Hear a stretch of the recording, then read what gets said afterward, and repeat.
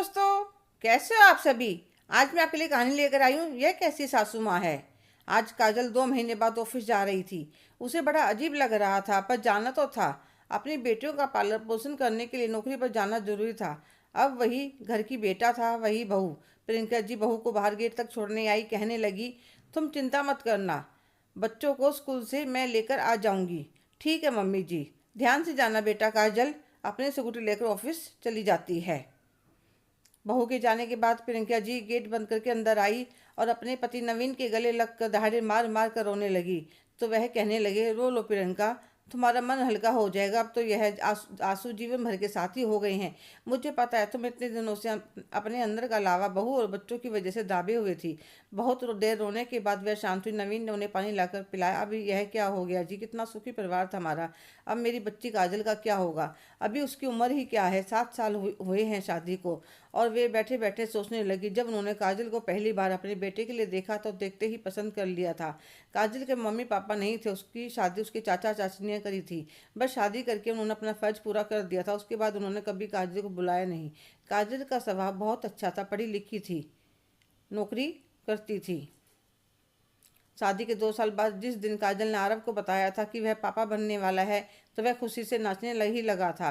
फिर तो हम सब बच्चे के आने का इंतजार करने लगे। जब डॉक्टर ने अल्ट्रासाउंड करा तो बताया ट्विंस हैं।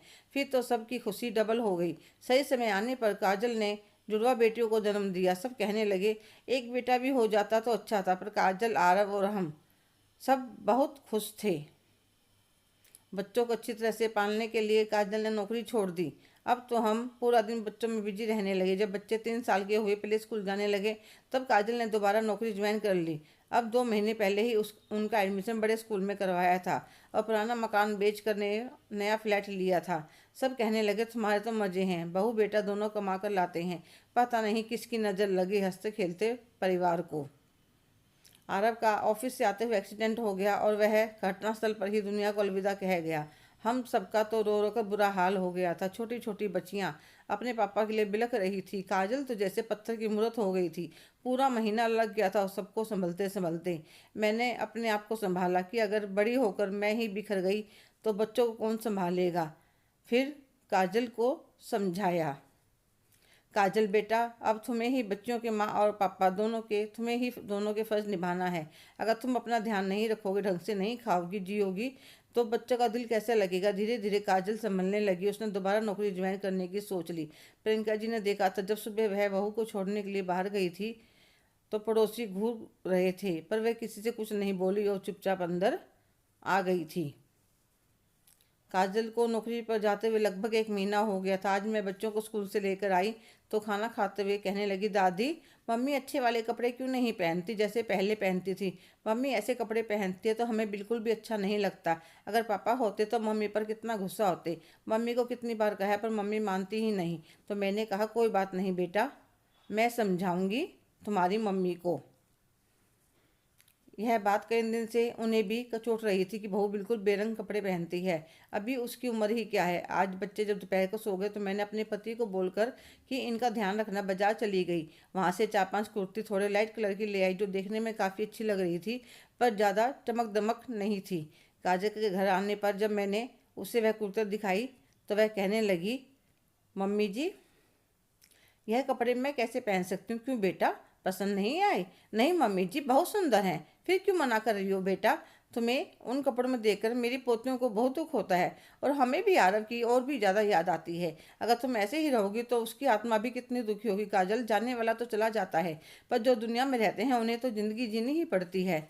तो फिर भगवान की दी हुई जिंदगी को अच्छी तरह से जीना चाहिए। अगले दिन से काजल वह कुर्ती पहनकर जाने लगती है। पड़ोसियाँ उसे देखकर खुसुर फुसुर करने लगती हैं। आज पड़ोस में कीर्तन था। मालती प्रियंका जी की पक्की सहेली थी।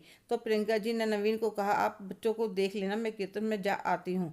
तो वह कहने लगे, ठीक है। आज प्रियंका जी काफ़ी दिनों के बाद कहीं आई थी। उन्हें कीर्तन में बहुत अच्छा लगा। कीर्तन के बाद सबके चाय नाश्ते का भी इंतजाम कर रखा था। प्रियंका जी कहने लगी, मालती मैं चलती हूँ, घर पर बच्चे इंतजार करते होंगे। पर उसने जबरदस्ती रोक लिया। कितने दिनों के बाद आई हो प्रियंका, रुक जाओ, चाय नाश्ता करके जाना। तो मैं बैठ जाती हूँ। आसपास सारी पड़ोस की औरतें बैठी थी। एक दो प्रियंका जी के पास आकर बैठ जाती है, और प्रियंका क्या हाल है। जब से आरव गया है हमें कितना दुख हुआ हम तुम्हें बता भी नहीं सकते। पर काजल को देखकर लगता ही नहीं कि उसे आरव के जाने का कोई दुख है। बुरा मत मानना बहन, अभी थोड़ा ही समय हुआ है आरव को गए हुए, और काजल तो ऐसी नई नई कुर्ती पहनकर ऑफिस जाती है, और कल तो मैंने उसे सब्जी वाले के साथ हंसते हुए देखा। ये अच्छे घरों की बहुओं के काम नहीं होते। मुझे तो तुम्हारे ऊपर तरस आता है, प्रियंका जी को एकदम से अपने ऊपर काबू नहीं रहता। क्यों तरस आता है तुम्हें मुझ पर? तरस नहीं आता तुमसे? मेरी बहू का हंसना बर्दाश्त नहीं हुआ कि वे हंसी तो हंसी कैसे?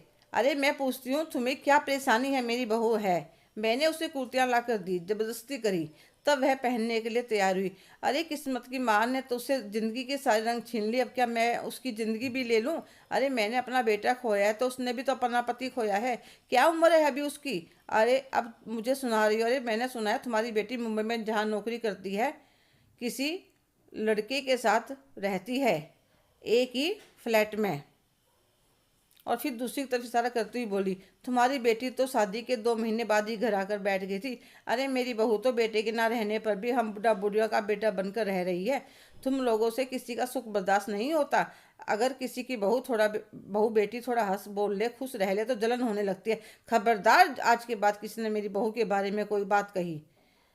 वो अगर चाहेगी आगे जिंदगी में, मेरी बच्ची आगे बढ़ना चाहेगी, किसी को पसंद करेगी, तो मैं उसे एक बेटी की तरह विदा करूंगी खुशी खुशी। अरे हमने तो अपनी ज़िंदगी जी ली, अभी उस बच्ची की उम्र ही क्या है? अगर तुम लोग किसी का दुख नहीं बांट सकते, कम से कम ताने मारकर उसे बढ़ाओ तो मत। अपने पैरों पर खड़ी है, अपने बच्चों को पाल रही है, अपने घर में रह रही है, फिर तुम लोगों को किस बात की जलन है? क्या वह 24 घंटे रोती रहेगी तब तुम्हारे कलेजों को ठंडक पड़ेगी?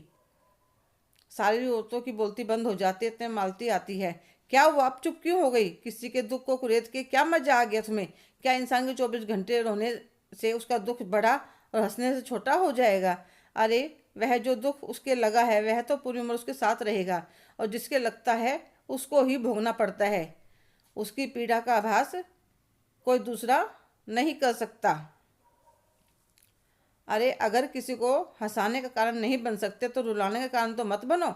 अब सबको अपनी गलती का एहसास होता है और आगे बढ़कर प्रियंका से माफ़ी मांगते हैं। हमें माफ़ कर दो प्रियंका, आगे से गलती कभी नहीं होगी। सच में हमें अपनी छोटी सोच पर बहुत पछतावा हो रहा है।